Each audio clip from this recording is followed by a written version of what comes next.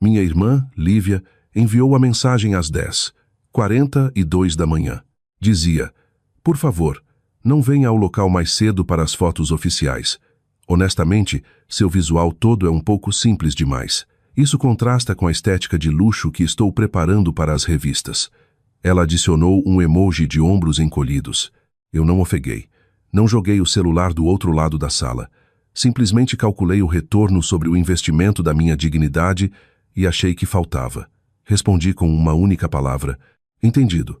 Depois, entrei no portal do local e cliquei em reembolso nos R$ 450 mil que eu havia depositado secretamente. 1 hora depois, o casamento foi cancelado. Eu estava sentada no meu home office, cercada pelo zumbido quieto do meu setup de 2 monitores.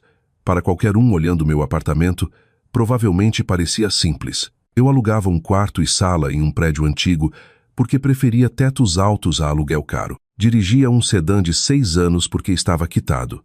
Meus móveis eram de estilo modernista brasileiro, mas eu mesma havia restaurado a maioria. No mundo da minha irmã, Lívia, o valor era algo que você usava no corpo ou postava no Instagram.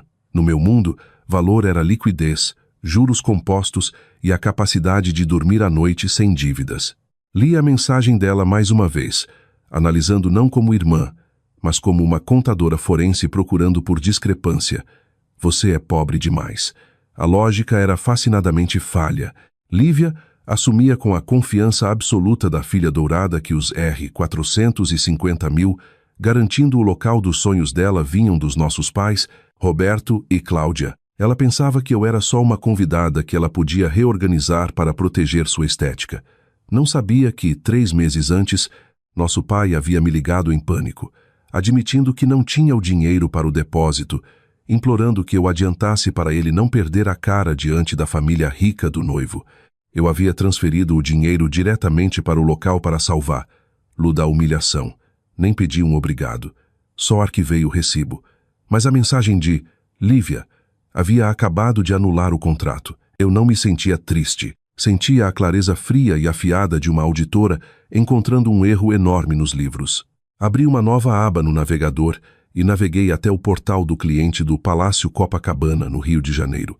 A tela de login me recebeu com uma foto do gramado bem cuidado onde Lívia planejava tirar as fotos das quais eu agora estava proibida. Digitei meu nome de usuário e senha. Acesso concedido. O painel carregou exibindo o relógio de contagem regressiva. 4 dias até o seu dia dos sonhos. Abaixo dele, o resumo financeiro. Depósito do local. R$ 320 mil.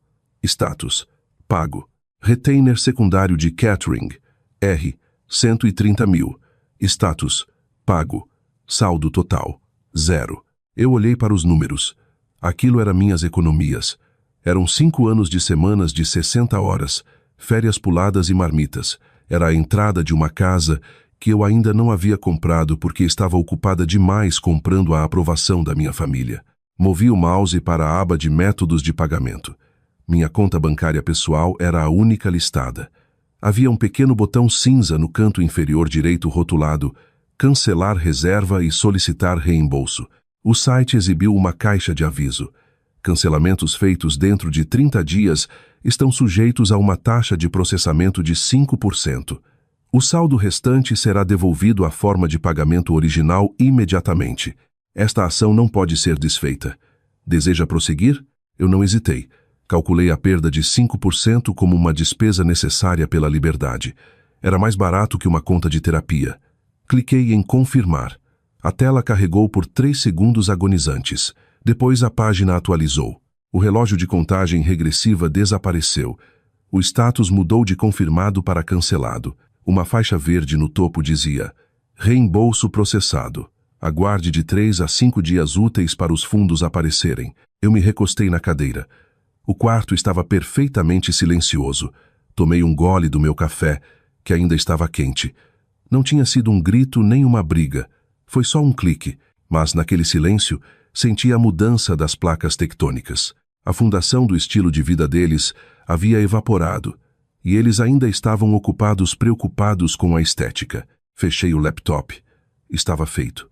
Eu me recostei na cadeira, o silêncio do meu apartamento me envolvendo como um cobertor pesado. Era um contraste marcante com o barulho dentro da minha cabeça, onde as memórias se repetiam como um arquivo de vídeo corrompido. Por que eu tinha feito aquilo?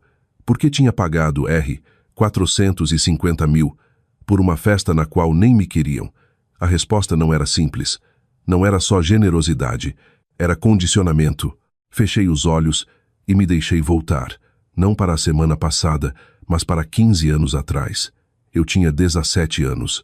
Era uma terça-feira à noite e a cozinha cheirava a frango assado e tensão não dita. Meu pai, Roberto, estava na cabeceira da mesa cortando a carne com golpes precisos e raivosos. Ele havia perdido outro cliente, um mal-entendido que ele chamava, mas mesmo então eu sabia que era incompetência mascarada de azar. Minha mãe, Cláudia, tomava seu vinho, os olhos indo entre ele e o espaço vazio onde o dinheiro deveria estar. Lara, meu pai havia dito, sem olhar para cima, precisamos falar sobre seu fundo da faculdade. Eu me lembro do nó frio que se formou no meu estômago. Eu vinha economizando desde os 12 anos.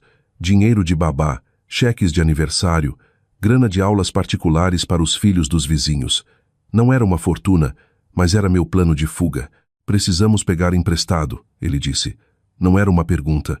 Só por alguns meses para cobrir a hipoteca até esse novo negócio sair. Eu havia assentido. Claro que assenti, porque no livro de regras não ditas da nossa família, meu papel era o de financiadora. Eu era a prática, a sólida, a que não precisava de roupas novas ou aulas de dança.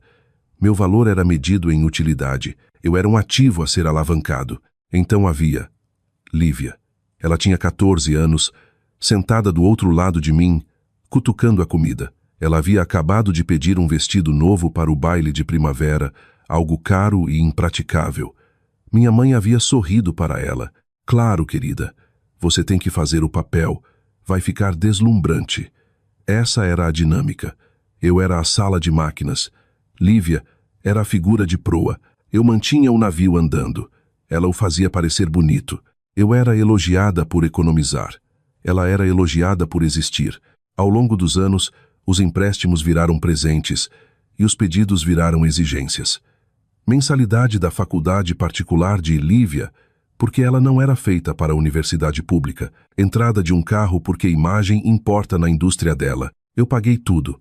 Paguei porque cada cheque que eu escrevia parecia comprar um ingresso para o amor deles. Eu pensava que, se pagasse o suficiente, se resolvesse problemas suficientes, eventualmente ganharia o direito de ser valorizada, não só usada. 3 meses atrás, quando meu pai me ligou sobre o local do casamento, a voz dele estava tensa de pânico. A família do noivo, eles são dinheiro antigo, Lara. Dinheiro de verdade. Se não garantirmos o Palácio Copacabana, vão saber que somos fraudes. Vão achar que somos. Ele nem conseguia dizer a palavra. Pobres. Por favor. Ele havia implorado. Só resolva isso. Pela família.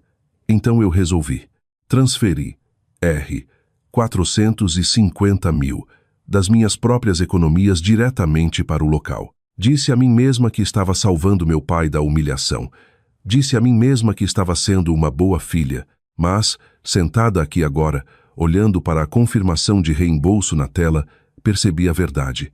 Eu não estava comprando o amor deles. Estava pagando o resgate deles.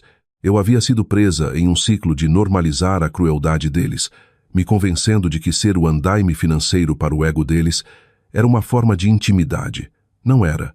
Era exploração. Eles não me amavam por quem eu era. Amavam o que eu podia consertar. E Lívia? Lívia havia absorvido essa lição perfeitamente. Para ela, eu não era uma irmã. Eu era um recurso. Um recurso que havia cumprido seu propósito e agora podia ser descartado porque não combinava com a estética. A percepção não doeu. Esclareceu. A dor da mensagem. Você é pobre demais. Não era só um insulto. Era uma revelação. Eles realmente acreditavam que eu estava abaixo deles, mesmo enquanto pisavam nos meus ombros para alcançar as alturas que alegavam pertencer. Abri os olhos. O apartamento ainda estava quieto, mas não parecia solitário mais. Parecia limpo. Eu havia passado 32 anos construindo uma fundação para pessoas que nunca me deixariam entrar na casa. Hoje, eu havia tomado meus tijolos de volta. 2 horas depois, A onda de choque chegou. Meu celular vibrou na mesa, vibrando com a energia frenética de um inseto preso. Lívia. Depois mamãe. Depois papai. Depois Lívia de novo. Deixei tocar. Observei a tela acender com os nomes deles, sentindo um estranho desapego, como se assistisse a um documentário da natureza sobre predadores, percebendo que a presa havia sumido. Finalmente uma notificação de correio de voz apareceu. Era Roberto. Apertei play, mantendo o volume baixo. Lara, houve um erro com o local. Eles acabaram de ligar para a Lívia, dizendo que a reserva foi cancelada por falta de pagamento. Resolva isso imediatamente. Estamos parecendo idiotas. A mãe do Mateus está fazendo perguntas. A voz dele não era apologética, era irritada. Ele genuinamente acreditava que isso era um erro administrativo. Um glitch no sistema que eu, o suporte técnico e caixa eletrônico da família, era responsável por corrigir. Ele não conectou os pontos. Não pensou por um segundo que a filha pobre que ele acabara de permitir que fosse insultada tinha o poder de encerrar o show inteiro. 10 minutos depois, outro correio de voz. Dessa vez de Lívia. Ela não estava irritada, estava histérica. Lara, atende. O caterer acabou de me mandar e-mail. Disseram que o retainer foi retirado. O que está acontecendo? Você hackeou a conta? Resolva agora. Eu sorri um pequeno sorriso frio nos lábios. Hackear a conta. A ironia era deliciosa. Eles assumiam que eu havia roubado acesso, nunca considerando que eu era a dona da conta porque eu a havia financiado. As ligações continuavam. Meu celular estava quente ao toque. Silenciei e virei para baixo. Imaginei a cena no Rio. O gerente do local, educado mas firme, explicando que sem o depósito a data estava liberada. O coordenador de catering, lamentando informar que as lagostas não seriam pedidas. O pânico se espalhando pela bolha perfeitamente curada deles como tinta na água. Eles estavam se debatendo. Eu sabia exatamente o que estavam fazendo. Checando cartões de crédito estourados, ligando para bancos que recusariam, tentando encontrar liquidez em uma vida construída sobre alavancagem. Roberto estaria suando através do terno de linho, dando desculpas para os pais de Mateus sobre um erro bancário. Cláudia estaria tentando freneticamente acalmar Lívia, que provavelmente hiperventilava com a interrupção do rollout no Instagram. E eu estava sentada no meu apartamento simples bebendo um copo d'água e vendo o sol se mover pelo assoalho. Eu não havia terminado. Isso era só o pânico estético. O golpe real ainda viria. Eles ainda achavam que era sobre dinheiro. Não percebiam que era sobre exposição. Abri o laptop de novo. Era hora da escalada profissional. Eu não ia gritar de volta. Não ia entrar em guerra de mensagens. Ia falar a única língua que eles respeitavam. Documentação. Abri um novo documento e digitei o cabeçalho. Aviso de separação financeira e reclamação de ativos. Soava oficial. Soava definitivo. Comecei a digitar, meus dedos voando pelas teclas com a precisão de uma pianista tocando um hacking. Esta carta serve como notificação formal de que todos os fundos previamente alocados para o evento agendado para 15 de junho no Palácio Copacabana foram retirados pela titular da conta, Lara. Esta ação é uma resposta direta à comunicação escrita recebida em 11 de junho sobre os termos de atendimento excludentes. Anexo a mensagem de texto. Anexo o recibo da transferência bancária mostrando o reembolso. Anexo a confirmação original do depósito. Então fiz algo mesquinho, algo necessário. Adicionei uma linha no final. Por favor, direcione todas as futuras consultas financeiras aos beneficiários primários do evento, Roberto e Cláudia, pois não sou mais uma parte interessada neste empreendimento. Salvei o documento como PDF. Intitulei como A Fatura. Depois abri meu e-mail. Digitei o endereço de Lívia, depois de Roberto, depois de Cláudia, e então, com mão firme, adicionei mais um destinatário na linha BCC. Mateus, o noivo. Era a opção nuclear. Mateus não sabia a verdade sobre o dinheiro. Ele achava que meus pais estavam financiando esse casamento como presente. Achava que estava se casando com uma família de posses. Enviar isso para ele não era só cancelar o casamento. Era acender um sinalizador no meio da enganação deles. Parei sobre o botão de enviar. Meu coração nem acelerou. Eu não tinha medo das consequências. Eu era as consequências. Cliquei em enviar. O e-mail foi embora com um rush. O pânico estético estava prestes a virar uma auditoria forense. E eu era a única com os recibos. Não fechei o laptop depois de enviar o e-mail. Isso teria sido uma reação emocional. Um momento de microfone drop. Eu não faço microfone drop. Faço preservação de dados. Conheci a minha família. No momento em que percebessem que eu havia detonado a narrativa deles, tentariam apagar as evidências. Apagariam e-mails, destruiriam documentos e me gaslightariam para acreditar que havia imaginado tudo, mas eu era contadora forense. Sabia que a encoberta sempre é mais bagunçada que o crime. Abri o drive compartilhado da família na nuvem. Eu havia configurado para eles 5 anos atrás para gerenciar documentos fiscais e escrituras de propriedades. Ainda tinha acesso administrativo. Meus dedos se moveram pelo trackpad com eficiência praticada. Selecionar tudo, baixar, arquivar. Enquanto a barra de progresso avançava pela tela, comecei a vasculhar a pasta de planejamento do casamento que minha mãe havia compartilhado comigo meses atrás, quando ainda precisavam de mim para organizar contratos de fornecedores. Queria ter certeza de que tinha uma cópia do acordo de catering que eu acabara de anular. Rolei passando os mood boards e mock-ups florais. Então um nome de arquivo chamou minha atenção. Confirmação de transferência. Palácio Copacabana. Roberto. PDF. Francia Testa. Eu não havia criado aquele arquivo. Cliquei para abrir. Era um recibo de transferência bancária datado de 3 meses atrás. Parecia oficial. Mostrava uma transferência de R$ 450 mil para o Palácio Copacabana. Mas o remetente não era eu. Eram Roberto e Cláudia. Eu me aproximei da tela, alternando a visualização para 200%. A fonte no nome do remetente estava ligeiramente pixelada em comparação com o logo do banco. O alinhamento da data estava deslocado por talvez 1 milímetro. Para um leigo, parecia perfeito. Para uma auditora, parecia um crime. Verifiquei os metadados do arquivo. Criado no Adobe Photoshop. Autor: Lívia. Eu me recostei, o ar saindo sibilando de mim.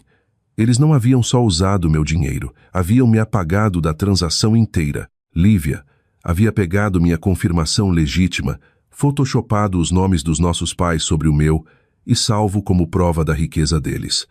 Mas para quem era isso? O local já tinha o dinheiro. Não importava cujo nome estava no recibo. Fui para a caixa de saída do meu pai no servidor compartilhado. Pesquisei o nome do arquivo. Lá estava, um e-mail enviado 2 meses atrás para Carlos Albuquerque III, pai de Mateus. O assunto dizia: local garantido, nosso presente para as crianças. O corpo do e-mail era nauseantemente casual. Carlos só queria enviar a confirmação do palácio. Cláudia e eu estamos animados em cuidar disso. Queremos que as crianças comecem a vida sem preocupações. Vamos almoçar no clube na semana que vem. A percepção me atingiu com a força de um golpe físico. Isso não era só sobre um casamento. Era um esquema Ponzi de status social. Roberto estava quebrado, tinha 0 liquidez, mas precisava que os Albuquerque, a família de dinheiro antigo de Mateus, acreditassem que ele era igual a eles. Ele havia usado minhas economias de uma vida para comprar entrada no círculo deles, reivindicando meu capital como seu. E isso significava que meu reembolso não havia só cancelado uma festa. Quando puxei aquele dinheiro de volta, o sistema automatizado do local teria enviado um aviso de pagamento anulado aos titulares do contrato. Mas como eu havia colocado Mateus em BCC na minha notificação de separação financeira, ele estava prestes a ver 2 realidades conflitantes. Meu recibo real mostrando que eu paguei e o recibo falso do pai dele mostrando que Roberto pagou. A matemática não bateria, e quando pessoas ricas veem matemática que não bate, não ficam com raiva, ficam jurídicas. Olhei para a tela para a falsificação no Photoshop, que estava prestes a destruir a reputação do meu pai de forma muito mais completa do que qualquer boato poderia. Eu não havia só exposto ele como mesquinho, havia exposto como fraudador. Salvei o arquivo na minha área de trabalho. Arrastei para uma pasta rotulada Evidências. Meu celular começou a tocar de novo. Dessa vez não era Lívia, não era minha mãe. Era o telefone fixo da casa dos meus pais. Aquele que eles só usavam para emergências. Não atendi. Só observei a luz piscar fria e constante como um farol de aviso em uma costa da qual eu já estava navegando para longe. Eu tinha a planilha, tinha a verdade, e agora tinha o tiro de misericórdia. A batida na minha porta veio às 21:00. Não era a batida agressiva de um pai vindo disciplinar uma criança. Era um som fraco e hesitante, do tipo feito por alguém que sabe que está invadindo uma paciência que há muito se esgotou. Abri a porta. Roberto e Lívia estavam no corredor. Pareciam refugiados de uma revista de estilo de vida que havia saído de circulação. Meu pai, geralmente uma torre de fanfarronice e colônia, parecia encolhido dentro do terno de linho, a gravata solta, a gola desabotoada. Parecia velho. Lívia estava pior. A estética de luxo havia sumido. Os olhos vermelhos, o rosto manchado sem a luz de ring light, a postura colapsada. Os Albuquerque desistiram, Roberto disse. A voz dele era um grasnido. Carlos me ligou há 1 hora. Ele viu o e-mail, viu as discrepâncias, cancelou o casamento. Eu me apoiei no batente da porta, cruzando os braços. Não os convidei para entrar. Meu apartamento, o espaço simples que eles haviam olhado de cima por anos, de repente parecia uma fortaleza. Podemos consertar, Lívia, sussurrou, dando um passo à frente. Se você transferir o dinheiro de volta agora, se mandar uma correção dizendo que foi um mal-entendido, podemos dizer que foi um erro bancário. Podemos salvar a data. Ela estendeu a mão para tocar meu braço, a mão tremendo. Lara, por favor, é o meu casamento, é tudo. Eu olhei para eles, realmente olhei, e senti uma sensação estranha me invadir. Não era raiva, não era satisfação, era pena. Durante toda a minha vida, eu havia sido intimidada por essas pessoas. Havia sido intimidada pela voz retumbante do meu pai e pelo julgamento gelado da minha irmã.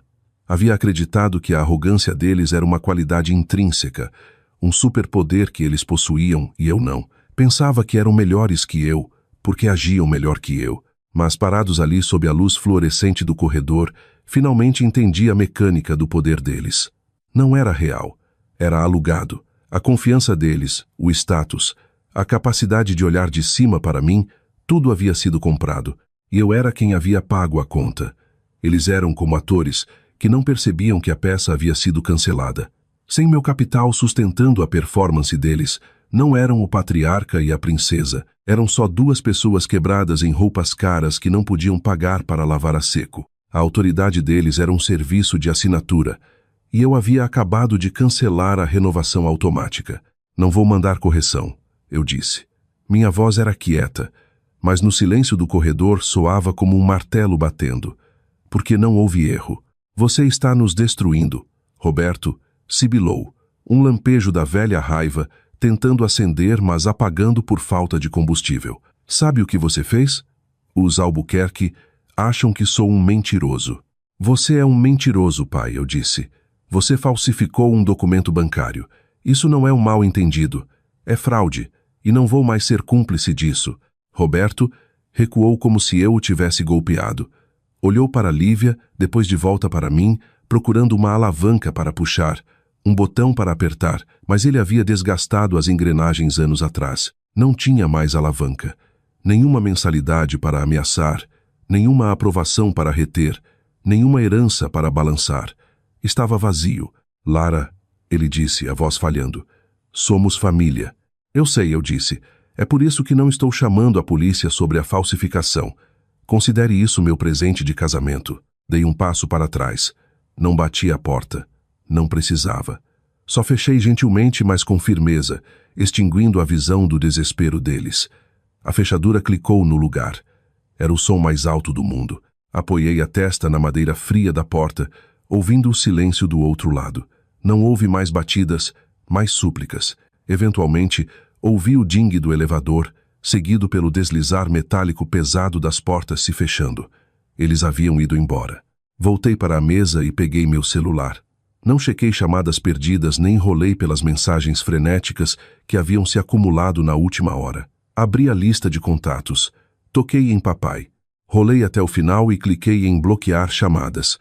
Fiz o mesmo para a mamãe. Depois para a Lívia. Não era um ato de agressão. Era um ato de higiene. Eu estava sanitizando minha vida do vírus que me deixava doente há 32 anos. 3 dias depois, meu celular apitou com uma notificação do app do banco. Depósito recebido. R. 450 mil. Eu olhei para o número. Eram só pixels na tela. Mas meu peito se soltou de um jeito que eu não esperava. Não parecia ganhar na loteria. Parecia inspirar depois de estar debaixo d'água por uma década. Aquele dinheiro não era só moeda. Era meu tempo. Eram todas as noites tarde no escritório.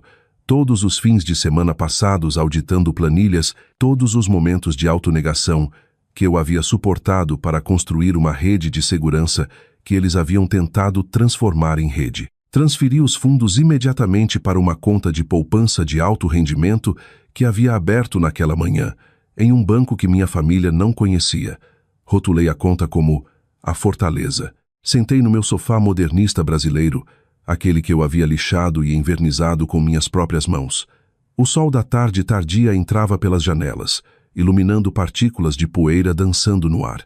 Estava quieto, um silêncio profundo e ressonante que se instalava nos meus ossos.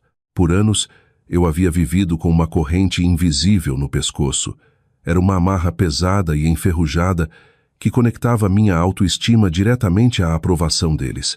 Pensava que se puxasse com força suficiente, se carregasse peso suficiente, se pagasse contas suficientes, a corrente viraria uma corda de salvamento.